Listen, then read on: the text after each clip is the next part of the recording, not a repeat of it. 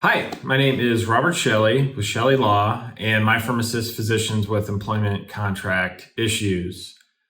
In here on a Sunday morning, what better thing to do than create some video content? So there are a couple things on my mind that happened this week. And so first, this video I'm going to talk about negotiating a signing bonus for a physician. So some things to keep in mind, and then maybe some industry averages as far as the signing bonus goes. First, when a physician is either coming out of training or switching jobs, it's, I would say, industry standard for there to be some kind of signing bonus associated with the new employment contract. It's also dependent upon whether the physician is entering into an agreement with a hospital or healthcare network, or if they're joining a physician-owned practice. So let's kind of take each one of those in order. So first, let's say you're a resident or fellow coming out of training and you're going to join a small physician-owned practice. That is probably the level where you'll get the smallest signing bonus. Normally in that scenario, I would say somewhere between 10 to 30,000 is standard. It is also specialty dependent.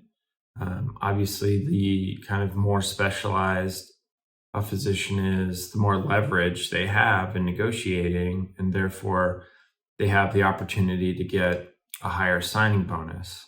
If you are a physician coming out of training, joining a hospital or healthcare network, I find the signing bonuses for them are usually a little bit higher than if you're going to join a physician-owned practice. So what do you do to negotiate? Well, one, I would ask the people that you've trained with, what are some other bonuses that you're receiving? Because those people are in your specialty, they're going to have kind of up-to-date information as far as like what's being offered in general. However, I do find it is very geographic specific. So if you are moving to a location that is hard to staff to, maybe not as desirable in the general level as other locations, you'll have the opportunity to get a higher signing bonus. Now, let's say the employer says, hey, we're going to give you a $10,000 signing bonus, but you want more than that. So let's just say you want 20. Well, you don't ask for 20, right? In any negotiation, you don't throw out the number that you want, you go higher than that. So if they're offering 10 and you would like 20, then the smartest thing to do is to ask for 30 and then hope that they'll meet in the middle. Another thing that needs to be taken into account is relocation assistance. Some places most places will give a signing bonus and relocation assistance. So they'll get, let's just say you get a $10,000 signing bonus. Then you'd also get $10,000 relocation assistance, which would aid in moving expenses. Sometimes they'll allow the physician to use that for travel to the city to look for a place to live. Airfare, hotel, whatever.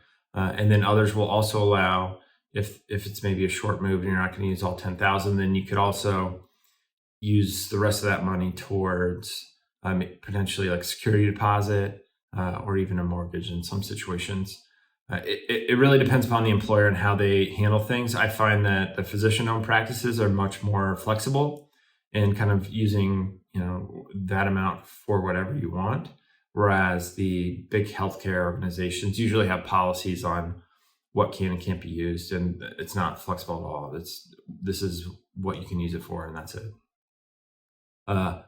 Also, beyond a signing bonus and beyond relocation assistance, kind of the last part of that could be some student loan assistance. You will almost never see student loan assistance from a private physician-owned practice. It just doesn't happen. If you're going to get student loan assistance, it's almost always going to be through some kind of hospital or healthcare network. those can be substantial, 50,000 all the way up to 150,000. And so how they'll handle that is at the end of the year, they will pay, usually, well, that's not true. So either on a monthly basis, quarterly basis, yearly basis, they'll just pay a lump sum directly to whoever the loan provider is for the physician. And then, it pays off over time. Those are best because generally there's no repayment obligation. Because it's paid, after the physician has worked a period of time, there is no repayment. Now, if you are getting a signing bonus and you are getting relocation assistance, there almost always will be some kind of repayment obligation if the physician leaves prior to generally the initial term of the agreement. So if you had let's just say you have a three-year contract, the employer would say, if you leave before the end of 3 years, you will owe us back a certain amount. So it could be forgiven monthly, once again, quarterly, yearly. So let's just say it's forgiven monthly. So 1/36 of the amount is forgiven each month, and then until the end of the 3-year initial term. And then after that point, the physician doesn't have to pay anything back. To be honest, you don't have a ton of leverage coming out of training. The only leverage someone would have coming out of training would be their specialty. So once again, if it's harder to staff to, if it's an area that's difficult to bring in certain specialties, you have much more leverage than if you're in a big metropolitan area, a lot of people want to live at, plentiful specialty to go around, then you just don't have as much negotiating power. So can you negotiate a signing bonus? Absolutely, you can. It's just a matter of whether the employer is going to meet you in the middle, or if whether they're going to move at all from what the initial offer is. Any kind of negotiation is about leverage. And if you don't have it, it's tough to get the employer to move in any way. Well, hopefully that was helpful about negotiating signing bonuses for a physician. If you have any questions, you can always call my law firm at the phone number listed below in the description, or you can always reach us through our website, shelleylaw.com. That's CHELLE law.com. And appreciate you watching the video. Thanks.